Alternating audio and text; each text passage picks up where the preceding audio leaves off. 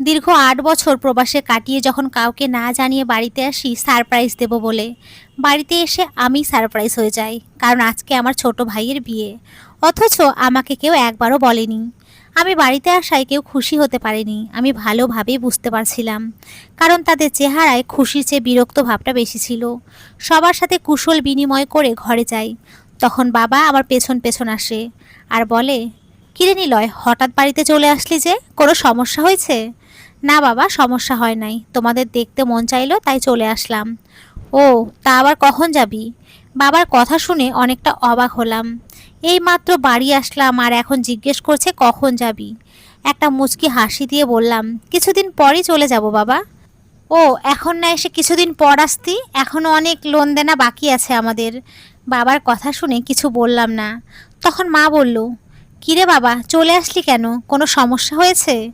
না মা, সমস্যা হয় নাই, এমনি আসলাম তোমাদের দেখতে। ও আচ্ছা, ফ্রেশ হয়ে আয়, আজকে আবার রাকিবের বিয়ে, তুই যাবি না তোর ভাইয়ের সাথে? না মা, আমি ক্লান্ত, তাই যাব না। আমি আমার মা বাবার কথা শুনে অনেকটা অবাক হলাম। বড় ছেলে বিয়ে করে নাই, তাকে জিজ্ঞেস করে ছোট ভাইয়ের বিয়েতে যাবে কি না। সবাই ছোট ভাইয়ের সাথে চলে গেছে, শুধু মা ছাড়া। সারাদিনের জার্নি করে অনেকটা ক্লান্ত আমি, তাই কিছু না খেয়ে ঘুমিয়ে পড়ি। ঘুম ভাঙে মানুষের হইচই শুনে। বুঝতে পারলাম বউ নিয়ে চলে আসছে। এরই মধ্যে ছোট ভাইয়ের সাথে কথা বা দেখা হয়নি। ওইভাবে শুয়ে আছি, আমাকে কেউ জিজ্ঞেস করেনি আমি কিছু খেয়েছি কি না। একটু পর ছোট বোন আসলো। ভাইয়া, কেমন আছো তুমি? ভালো। তুই কেমন আছিস? ভালো। ভাইয়া, তুমি মনে হয় সকাল থেকে কিচ্ছু খাওনি। আরে তেমন কিছু না, খাওয়া হয়েছে আমার। ভাইয়া, তুমি মিথ্যাটাও ভালোভাবে বলতে পারো না। তুমি বসো, আমি খাবার নিয়ে আসি। মানুষ বলে মা নাকি সন্তানের সুখ দুঃখ বোঝে, কিন্তু আমার বেলা উল্টো। আমার আম্মুর মনেই নাই আমি বাড়িতে এসেছি। এতক্ষণ যার সাথে কথা বললাম সে হলো আমার ছোট বোন। একমাত্র আমার বোন আমার চেহারা দেখে বলতে পারে আমি কি চাই। তাই তো বুঝতে পারছে আমি কিছু খাই নাই। কিছুক্ষণ পর খাবার নিয়ে আসলো। ভাইয়া, খাবারটা খেয়ে নাও। ভাইয়া, একটা কথা বলি। বল, কি বলবি? আমার হাতে খাইয়ে দিব তোমাকে? দে, অনেক দিন হলো কারো হাতে খাবার খাই না। তারপর ছোট বোন খাবার খাইয়ে চলে গেল। রাতের বেলা সবাই আমার ঘরে আসলো, সাথে ছোট ভাইও ছিল। আম্মু বলল, নিলয়, কি নিয়ে আসলি আসার সময়? আমাদের একটু দেখা। এনেছিলাম অনেক কিছুই, কিন্তু কাকে কি দেব বুঝতে পারছি না। তখন বাবা বলল, কাকে দিবি মানে? আমরা তোর পরিবার, আমাদেরকে দিবি। একটা মুচকি হাসি দিয়ে বললাম, তোমরা আমার পরিবার? কেন?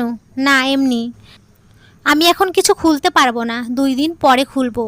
তারপর সবাই চলে গেল। কি আজব দুনিয়া, আমার থেকে তাদের কাছে জিনিসের দামটা বেশি। দেখতে দেখতে 2টা দিন কেটে গেল। এই 2 দিনে আমার পরিবারের কেউ আমার কোনো খোঁজ খবর রাখে নাই, শুধু আমার ছোট বোন মনতাহা ছাড়া। 2 দিন পর আব্বু আম্মু আমার রুমে আসে, সাথে ছোট ভাই। বড় আপু মনতাহা আব্বু বলে, নিলয়, কি করিস? কিছু না আব্বু, বলেন। আব্বু, তা আসার সময় কি নিয়ে আসলি, এখনো দেখলাম না যে? বুঝতে পারলাম সবাই এখন আমার রুমে কেন আসছে। আসলে আব্বু, তোমরা বিয়ে নিয়ে ব্যস্ত তাই কিছু বের করি নাই। আব্বু, ও, তাহলে এখন বের কর, তোর বড় আপু আছে। দেখি সবার জন্য কি নিয়ে আসলি। আসলে আব্বু, কারোর জন্য কিছু নিয়েই আসি নাই, শুধু মনতাহার জন্য কিছু জিনিস নিয়ে আসছি। দেখলাম ছোট ভাই বড় আপুর চেহারা মলিন হয়ে গেছে। তখন আম্মু বলল, আম্মু, দেখি কি নিয়ে আসলি মনতাহার জন্য। তারপর আমার সব কিছু বের করি, যা বের করেছি সেখানে শুধু মনতাহার জিনিস ছিল। তখন বড় আপু বলল, শুধু এই জিনিসগুলো নিয়ে আসলি? কেন? বড় আপু, আমি না বললাম কিছুদিন আগে তুই যখন বাড়ি আসবি তোর দুলা ভাইয়ের জন্য একটা ল্যাপটপ নিয়ে আসবি? আসলে আপু, হঠাৎ করে চলে আসছি তাই কিছু নিয়ে আসি নাই। বড় আপু, তোকে কে বলেছে হঠাৎ করে চলে আসতে? আরও 2 বছর পরে আসলে কি হতো? সেই দিনই তো গেলি দেশের বাইরে, এত তাড়াতাড়ি চলে আসা লাগে? আপু, 8 বছর পরে আসলাম। বড় আপু, তো কি হয়েছে, মানুষ তো 10 বছর পরে আসে বাড়িতে। আর শুধু 8 বছর 8 বছর করিস। এই 8 বছরে কি করেছিস আমাদের জন্য? আপুর কথা শুনে কিছু বললাম না। আমি শুধু একটা মুচকি হাসি দিয়ে আপুর দিকে তাকালাম। ছোট ভাই, ভাইয়া, আমার জন্য আইফোন আনতে বলেছিলাম, নিয়ে আসছো? না, বললাম তো হঠাৎ করে চলে আসছি তাই কিছু নিয়ে আসি নাই। তা তো দেখতেই পারতেছি। ছোট বোনের জন্য জিনিস, নতুন ফোন, তারপর কসমেটিক, আরও কত কিছু। আর আমাদের জন্য কিছু নিয়েই আসো নাই। আরে সেই রকম কিছু না, ওর জন্য আগে এগুলো কিনে রেখেছিলাম। ছোট ভাই, বুঝতেই পারছি, আর বলতে হবে না। কিছুদিন পরে আসলে তো হতো, এত তাড়াতাড়ি আসার কি দরকার ছিল শুধু শুধু। আর আপু তো ঠিকই বলছে, কি করেছো তুমি আমাদের জন্য। ছোট ভাইয়ের কথায়ও কিছু বলি নাই, শুধু ছোট ভাই আর আপুর দিকে তাকিয়েছিলাম। কি বলবো, যেখানে আমার মা বাবা আছে তাদের সামনে এত কিছু বললো, তারাই কিছু বলে নাই। সেখানে আমি কি বলবো, ভেবেছিলাম আব্বু কিছু বলবে। দেখলাম আব্বু আম্মু দুইজনে চুপ। তখন আম্মু বলল, আম্মু, নিলয় আম্মুর জন্য কি নিয়ে আসলি? না মা, আমি কিছু নিয়ে আসি নাই। আম্মু, তোকে না বলেছিলাম আসার সময় আম্মুর জন্য এক জোড়া জিনিস নিয়ে আসবি, তাও নিয়ে আসিস নাই? না মা, আমি কিছুই নিয়ে আসি নাই। আর তোমাকে তো আমি অনেকবার জিনিস দিয়েছিলাম, সেইগুলো কই? আম্মু, সেইগুলো পুরনো হয়ে গেছে, তাই বলেছিলাম জিনিস নিয়ে আসতে। ও আচ্ছা, আবার দেশের বাইরে গিয়ে তোমার জন্য জিনিস পাঠিয়ে দেব। আম্মু, এখন বল তোর আব্বুর জন্য কি নিয়ে আসলি? বললাম তো মা, আমি কারোর জন্য কিছু নিয়ে আসি নাই। তাহলে বারবার জিজ্ঞেস করো কেন? তখন আব্বু বলল, আব্বু, বুঝলাম তুই কিছু নিয়ে আসিস নাই, তাহলে টাকা পয়সা কই? আমি টাকা পাবো কই? মাসের সব টাকা তো বাড়িতেই পাঠিয়ে দিতাম, তাহলে আমার কাছে টাকা আসবে কই থেকে? আব্বু, তাহলে আমি মানুষের লোন দানা দেবো কি করে? আর তোর ছোট বোন মন্তাহার বিয়ে দেবো কিভাবে? এত বছর আমি যে টাকাগুলো পাঠালাম সেগুলো কই? আব্বু, সেই টাকা তো সংসারে খরচ হয়ে গেছে, এখন অনেক দেনা বাকি, তুই যত তাড়াতাড়ি পারিস চলে যা। আর তোর রিটার্ন টিকিট কবে? আব্বুর কথা শুনে অনেকটা অবাকই হলাম, আর বললাম, আব্বু, চলে যাব। তারপর আব্বু চলে গেল। কি আজব দুনিয়া, আমি কেমন আছে তা কেউ জিজ্ঞেস করে নাই, সবাই শুধু টাকা আর জিনিস নিয়ে ব্যস্ত। কি আজব দুনিয়া। আর দুনিয়ার হিসেব তারপর ছোট বোন আমার কাছে আসে। মন্তাহা, ভাইয়া কি দরকার ছিল এইগুলো আনার? আরে তুই আমার একমাত্র ছোট বোন, তোর জন্য আনবো না তো কার জন্য আনবো শুনি? মন্তাহা, ছোট ভাইয়া শুধু রাগ করলো। আরে সব কিছু ঠিক হয়ে যাবে, আর তো 15 দিন। মন্তাহা, কেন ভাইয়া, 15 দিন পর কি হবে? কিছু না, তুই যা। মন্তাহা চলে গেল। দেখতে দেখতে কেটে গেল 15 দিন।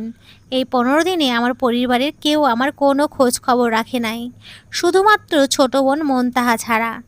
এক কথায় আমি বাড়িতে যে আছি সবাই ভুলেই গিয়েছে। মন্তাহা সব সময় আমার খবর রাখে। আমি এই কয়দিন ঘর থেকে বাহিরে যাই নাই, বাহিরে গিয়ে কি হবে যেখানে আমার কোনো মূল্য নেই। সকালবেলা ছোট বোন আমার রুমে আসে, এসে বলে, মন্তাহা, ভাইয়া বাবা তোমাকে ডাকে বাহিরে। কেন? মন্তাহা, জানি না, হয়তো তোমার সাথে কথা বলবে। ও আচ্ছা, তুই যা, আসছি। ছোট বোন চলে গেল, আমিও বাহিরে আসলাম। দেখি সবাই বসে আছে। তখন বাবা বলল, আব্বু, নিলয়, কি খবর তোর? বাবার কথা শুনে অনেকটা অবাক হলাম, কারণ এই কয়দিনে একবারও দেখা করেনি, আর এখন জিজ্ঞেস করছে কি খবর। একটা মুচকি হাসি দিয়ে বললাম, এই তো ভালো বাবা। আব্বু, আচ্ছা শোনো, তোকে যেই জন্য ডাকা, বুঝতে পারলাম প্রয়োজন পড়েছে, তাই এতদিন পর মনে পড়েছে। জি বলেন। আব্বু, তোর রিটার্ন টিকিট কবে? কেন বাবা? আব্বু, কেন মানে, তোর জন্য কেনাকাটা করতে হবে না, তাই জিজ্ঞেস করছি। তোর রিটার্ন টিকিট কবে? আসলে বাবা, অনেক বছর পরে বাড়িতে আসলাম, এই হলো কিছুদিন, আরও কয়েক মাস পরে যাব। আর যদি এখানে একটা কিছু করতে পারি তাহলে আর যাব না দেশের বাহিরে। আমার কথা শুনে আমার পরিবারের সবাই এমনভাবে তাকালো যেন তাদের উপর অনেক বড় একটা বোঝা এসে পড়েছে। তখন মা বলল, আম্মু, নিলয়, তুই এখানে কি করবি? আর মাসে বা কত টাকা ইনকাম করবি? কেন মা, ব্যবসা করব। আব্বু, বুঝলাম ব্যবসা করবি, কিন্তু ব্যবসা করতে হলে টাকা লাগবে, এত টাকা আছে তোর কাছে? কেন, এত বছরের টাকাগুলো কই? আমি তো প্রতি মাসে টাকা পাঠিয়ে দিয়েছিলাম। আব্বু, এত বছরের টাকা মানে? সেইগুলো তো সংসারের পেছনে খরচ হয়ে গেছে, তাহলে টাকা আসবে কই থেকে? বাবা, আমাদের সংসারে প্রতি মাসে 70,000 টাকা খরচ হয়, সেইটা আমার জানা ছিল না। আব্বু, আমি কি বলেছি পুরো টাকা শুধু আমরা খেয়ে ফেলেছি? এই টাকা দিয়ে তোর ছোট ভাই ছোট বোনের পড়ালেখা চালিয়েছি, একটা ঘর ওঠাতে অনেক টাকা খরচ হয়েছে।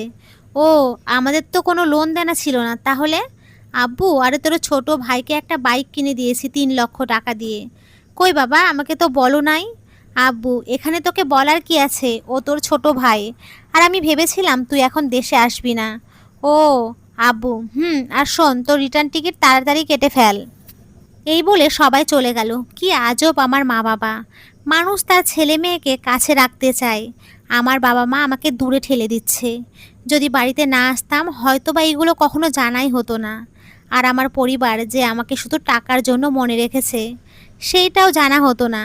তবে ভালোভাবে বুঝতে পেরেছিলাম আমার আর এই দেশে বেশি দিন থাকা হবে না, কারণ সবাই চায় আমি চলে যাই। কেটে গেল আরও 1 মাস।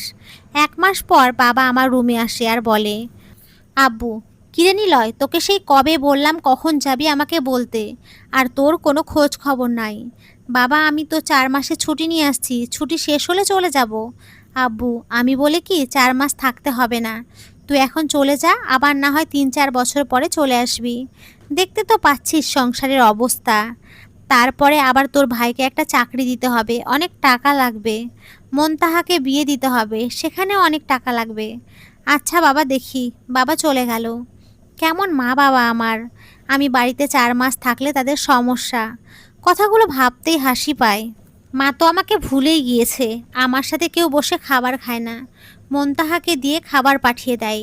যখন সবাই খাবার খেতে বসে তার আগে আমার রুমে আমার জন্য খাবার পাঠিয়ে দেয়, হয়তোবা যেন তার সাথে খাবার না খায় সেই জন্য। কেটে গেল 2 দিন। 2 দিন পর আম্মু আমার রুমে আসে। হঠাৎ আম্মুকে আমার রুমে দেখে কিছুটা অবাক হলাম, কারণ এই 2 মাসে আম্মু আমার একবারও খবর নেয় নাই। আম্মু আমার কাছে এসে বলে, আম্মু, বাবা নিলয় কি করিস? কিছু না মা। আম্মু, বাবা, তুই কি আমাদের উপরে রেগে আছিস? রেগে থাকবো কেন মা, তোমরা তো কিছু করো নাই। আম্মু, না, তোর ছোট ভাই তোর আগে বিয়ে করে ফেলেছে তাই। না মা, রাগ করবো কেন, তোমরা যা ভালো মনে করেছো তাই করেছো, এখানে রাগ করার কি আছে। আম্মু, আসলে বাবা, আমরা ভেবেছিলাম তুই এখন দেশে আসবি না, তাই ওকে বিয়ে করিয়ে ফেলি। আর ঘরে অনেক কাজ, এই কাজগুলো আমি একা একা করতে পারি না, তাই বিয়ে করিয়ে দিয়েছি। মা, বুঝতে পারছি, সমস্যা নাই, ভালো হয়েছে। আম্মু, বাবা, তুই কবে যাবি আবার? অনেক দিন তো হলো। আম্মুর কথা শুনে অনেক অবাক হলাম। নিজের অজান্তেই চোখে পানি চলে আসছে। নিজেকে সামলে নিয়ে বললাম, কেন মা, আমার এখানে থাকাতে কি তোমাদের সমস্যা হয়? আম্মু, না, সমস্যা না, আসলে তুই দেশে আসলি অনেক দিন হলো, তাই জিজ্ঞেস করলাম কখন যাবি। আমি চলে যাব মা, চিরদিনের জন্য, তখন চাইলেও আর ফিরতে পারবো না। আর মাত্র কিছুদিন। আম্মু, আচ্ছা, যত তাড়াতাড়ি পারিস চলে যা, সংসারে এখন অনেক টাকার দরকার। তোর ছোট চাচা টাকা চাচ্ছে, ওনার টাকা দিতে হবে। আবার মন্তাহাকে বিয়ে দিতে হবে, অনেক টাকা লাগবে, বুঝতে পারছিস? তুই ছাড়া টাকা দেবে কে? এই বলে আম্মু চলে গেল। আম্মুর কথাগুলো তীরের মতো আমার বুকে এসে বিঁধল। প্রথমে ভেবেছিলাম আম্মু মনে হয় সান্ত্বনা দিতে এসছে, এখন বুঝলাম আম্মু সান্ত্বনা না, আমি কতদিন এখানে আছি তা জানতে এসেছে। ভেবেছিলাম সবাই যদি একরকম হয় মা হয়তো আমাকে আগলে রাখবে, কিন্তু আমি ভুল ছিলাম, কারণ সবাই টাকার পাগল। টাকা দিতে পারলে সবাই আপন হয়ে থাকে, যখন টাকা থাকে না তখন নিজের মা বাবা ভাই বোন সবাই পর হয়ে যায়। সবাই শুধু নিজের স্বার্থ খোঁজে, স্বার্থ ছাড়া দুনিয়া অচল। রাতের খাবার খেয়ে বসে আছি, তখন বড় আপু, আব্বু, আম্মু আমার রুমে আসে।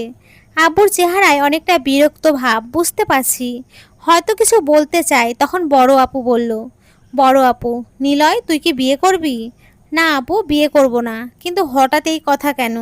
বড় আপু, না, অনেক দিন তো হলো দেশে আসলি, তাই জিজ্ঞেস করছি বিয়ে করবি নাকি। না আপু, বিয়ে করব না। বড় আপু, তাহলে একটা কাজ কর, তুই কিছুদিনের মধ্যেই চলে যা। বাড়িতে থেকে কি করবি, অনেক দিন তো হলো। আব্বু, নিলয়, তোর আপু কিন্তু ঠিক কথাই বলেছে, যদি বিয়ে না করিস তাহলে এখানে থেকে কি করবি? ও, তোমরা তাহলে এই জন্য আমার কাছে আসছো? বড় আপু, তাড়াতাড়ি চলে যা, অনেক দিন তো হলো। আব্বু, চলে যাব আর 5 দিন পর। তারপর সবাই চলে গেল আমার কাছ থেকে। কেউ জিজ্ঞেস করে নাই আমি কেমন আছি বা আমি কি চাই, সবাই শুধু আমি কবে যাব তা নিয়ে ব্যস্ত। 5 দিন পর ছোট বোন যখন আমার খাবার নিয়ে আসে, এসে দেখে আমার নাক মুখ দিয়ে রক্ত পড়ছে। রক্তের পরিমাণ এত যে সারা ঘরে রক্ত ছড়িয়ে আছে।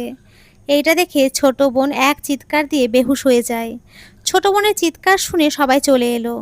এসে দেখে এই অবস্থা, মাও এক চিৎকার দিয়ে বেহুশ হয়ে পড়ে, কারণ নিলয়ের দেহটা একদম সাদা হয়ে গিয়েছে, সারা বিছানায় রক্ত লেগে আছে।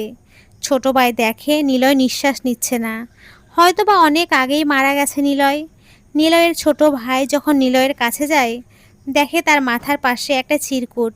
চিরকুটটা হাতে নিল। চিরকুটের উপরে লেখা আমার পরিবার। এইটা দেখে ছোট ভাই এবার পড়তে শুরু করলো। প্রিয় মা, কেমন আছো তুমি? আশা করি ভালো আছো। এই চিঠিটা যখন লিখছি তখন আমি ভালো নেই, কি ভাবছো আত্মহত্যা করছি? না মা, তুমি সেই রকম ছেলে জন্মই দাও নাই যে আত্মহত্যা করবে। আমার ব্রেন ক্যান্সার ছিল। আজ থেকে 4 মাস আগে মেডিকেল চেক আপ করতে গিয়ে জানতে পারি ডাক্তার বলেছিল আমি আর 4 মাস এই দুনিয়াতে থাকবো। কথাটা শুনে প্রচুর কষ্ট হয়েছিল। কত স্বপ্ন ছিল আমার, পরিবারের সাথে আমি সুখে শান্তিতে বসবাস করব। কিন্তু তার হলো না, তাই তোমাদের না জানিয়ে চলে আসি। ভেবেছিলাম জীবনের শেষ 4 মাস আমার পরিবারের সাথে হাসি খুশিভাবে কাটিয়ে দেব। কিন্তু বিশ্বাস করো মা, আমি যদি জানতাম আমি দেশে আসাতে তোমরা এত অখুশি হবে, কোনো দিন দেশে আসতাম না। যদি জানতাম আমি আমার আপনজন মানুষদের কাছ থেকে এত অবহেলা পাবো, আমি কখনো দেশে আসতাম না। তুমি তো আমায় গর্ভে ধারণ করেছিলে মা, তাহলে কেন আমাকে তুমি অবহেলা করলে? মানুষ বলে মা নাকি তার সন্তানের মুখ দেখে সব কিছু বুঝে ফেলে। কই মা, তুমি তো আমাকে বুঝতে পারলে না। একটা দিনও আমার সাথে মন খুলে কথা বললে না, আমাকে জিজ্ঞেস করলে না আমি কেমন আছি। জানো মা, তোমার হাতে খাবার খাওয়ার অনেক ইচ্ছে ছিল, কিন্তু এই 3 মাসে একদিনও আমার সাথে বসে খাবার খাও নাই। কতদিন হলো তোমাদের সাথে বসে খাবার খাইনি। তোমরা আমার খাবার ঘরে দিয়ে আসতে, আমাকে একবারও বলতে না বাবা আয় আজকে আমাদের সাথে বসে খাবার খা।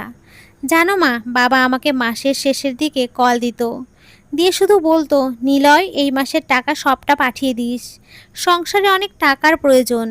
অথচ বাবা আমাকে জিজ্ঞেস করতো না নিলয় তুই কেমন আছিস। আসলে মা, তোমরা আমাকে ভুলে গিয়েছো। তোমার মনে আছে মা, আজ থেকে 10 বছর আগে বাবার একটি পা এবং একটি হাত অচল হয়ে পড়ে। সেই সময় আমার বয়স ছিল মাত্র 15 বছর। সেই থেকে সংসারে হাল ধরতে হয়েছে। মানুষের জমিতে কাজ করতাম, মাটি কেটেছি। তুমি বলতে বাবা তুই একদিন অনেক বড় হবি।